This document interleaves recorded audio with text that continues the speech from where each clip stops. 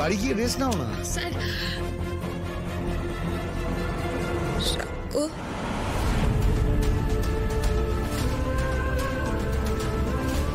মধু, মধু, doctor মধু সাড়া দিয়েছে। What a miracle mister Chatterjee, পেশেন্টের জ্ঞান ফিরে এসেছে। সকাল অবধি আর ওয়েট করতে হলো না।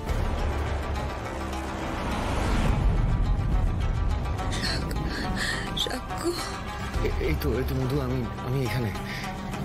তোমার কি খুব কষ্ট হচ্ছে? মধুবনী ম্যাডামের কেন ফিরে এলো এত তাড়াতাড়ি? মধু, কি কষ্ট হচ্ছে আমাকে বলো। মধু, কেন তুমি এই পাগলামোটা করতে গেলে বলো তো? তুমি কেন নিজেকে এভাবে শেষ করে দিতে গেলে? তুমি একবারও আমার কথা ভাবলে না?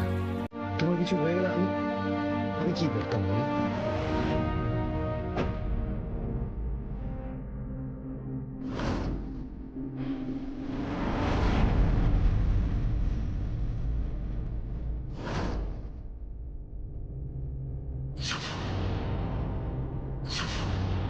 সেদিন তো মধুবনী ম্যাডামের চোখের তারাটাও অন্যরকম দেখছিল। না না না, কিছু তো একটা গন্ডগোল আছে এর মধ্যে। যেই স্যার বললেন যে ও ট্রিটমেন্ট করাতে নিয়ে যাবেন বাইরে, এমনি কেমন পট করে ভোর হওয়ার আগেই ওনার জ্ঞান ফিরে এলো। সবকিছুই যেন বড্ড সাজানো বলে মনে হচ্ছে।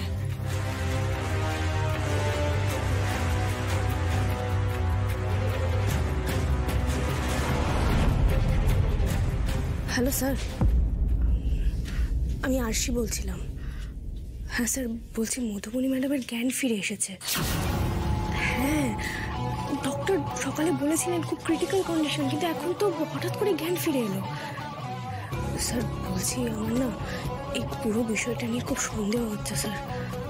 হ্যাঁ স্যার, একটা রিকোয়েস্ট করছি, মধুবনী ম্যাডামের ফ্ল্যাট থেকে যে ঘুমের ওষুধ আর সুইসাইড নোট পাওয়া গেছে, সেগুলোকে আমি একবার দেখতে পারি স্যার প্লিজ?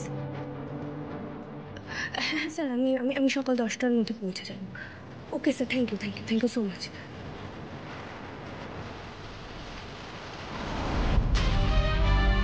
আমি তো এর গোড়া পর্যন্ত যাবই মধুবনী ম্যাডাম।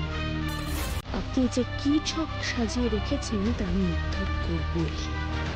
কেঁদে লাভ নেই দিদি, রিতমটাকে এটা বুঝতে হবে যে স্ত্রীর দায়িত্ব আরেকটা বড় দায়িত্ব। নিজের ব্যবসাটাকে যেমন দাঁড় করাতে হবে, তেমনি তোদের দাম্পত্যের ভিতটাকেও মজবুত করতে হবে দিদি। তাই তোকেও সময় দিতে হবে দিদি। শুধু না কেঁদে নিজের ন্যায্য অধিকারটাকে জোর গলায় ছিনিয়ে নে রিতমদার থেকে।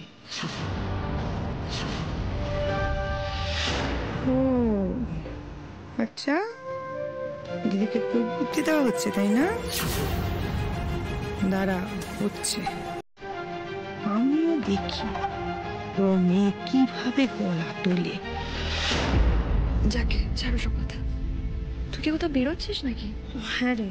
কোথায়? আমি একটু থানায় যাব দিদি। থানা? আমার না মনটা একটু খচখচ করছে। কি ব্যাপারে? আমার মনে হচ্ছে মধুবনী ম্যাডাম সুইসাইডের নাটক করছেন।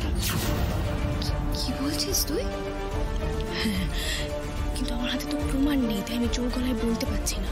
কিন্তু আমার মন বলছে দিদি, ওই স্যারের সামনে মুখোশটা এভাবে খুলে গেল না মধুবনী ম্যাডামের, আর স্যার ওভাবে রিয়াক্ট করেছেন, তাই সব কিছু ফেরত পাওয়ার জন্য, আবার সিম্প্যাথি গেইন করার জন্য এই নাটকটা করছে। ওনার আসলে কিচ্ছু হয়নি। এত বড় একটা ভয়ঙ্কর নাটক। তুই জানিস না মধুবনী ম্যাডাম কেমন, কতটা নিচে নামতে পারেন, নিমেষে হয়কে নয় করে দিতে পারেন। আমি এসিপি স্যারের সাথে কথা বলেছি, দেখি ওখানে গেলে হয়তো সত্যিটা খুঁজে বের করার কোনো পথ পাবো। ওকে তোমার ল্যাবে চড়ি ঘোরাতে দেখতে আমি পারবো না সাক্ষ্য, পারবো না।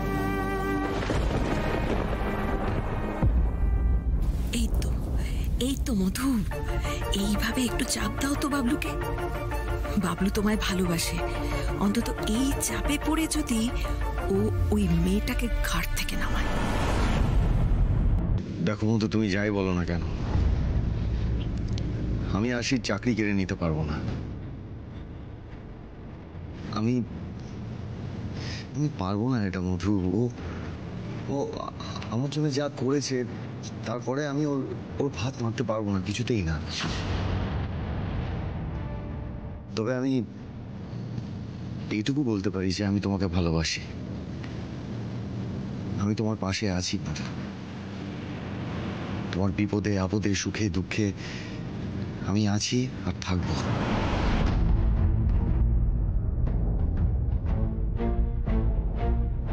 এছাড়া আমার আর কিছু বলার নেই। তার প্রমাণ দাও তাহলে। যেমন আমাকে বিয়ে করো।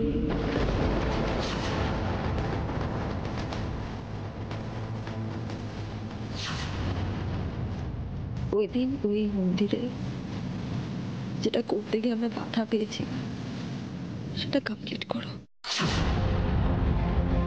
মুক্তি সাক্ষী করে বিয়ে করো আমাকে।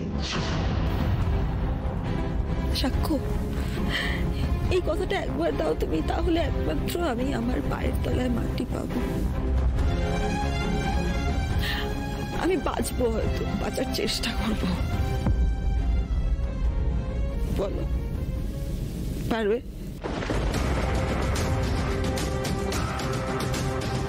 হ্যাঁ পারবে, নিশ্চয়ই পারবে। কি রে বাবলু, আরে বল, তুই ওকে বিয়ে করতে রাজি আছিস সেটা বল। বেশ, তুমি যদি এটাই চাও তাহলে এটাই হবে।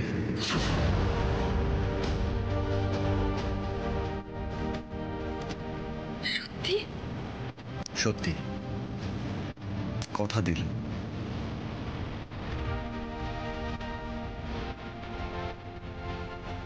কিন্তু তোমাকেও কথা দিতে হবে যে তুমি এরকম কাজ আর কখনো করবে না।